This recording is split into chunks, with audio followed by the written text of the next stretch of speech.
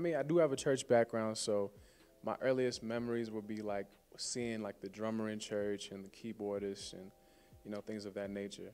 But yeah, I don't know, a very traditional home. Like the fun fact is, I haven't listened to hip hop until I turned 18.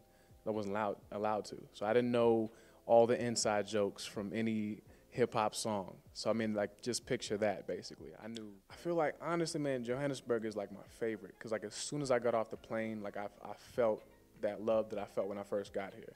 Like everyone in the airport would come up to me asking for a picture, like, but they wouldn't just like demand a picture from me. They would tell me like what they saw from me and like what it meant to them.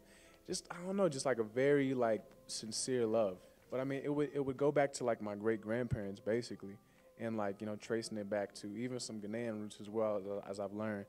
But I don't know. I feel like in high school it started with in terms of figuring out my roots. It was just like, I was born here. My father was in the military, so he traveled around a lot.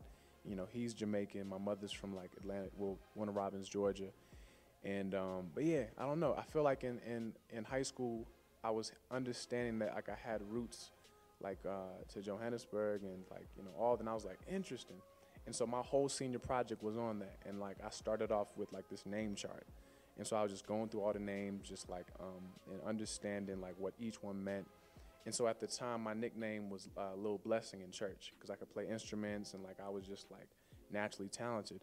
And so when I found the name Masego and it said like blessing and prosperity, I was like, cool.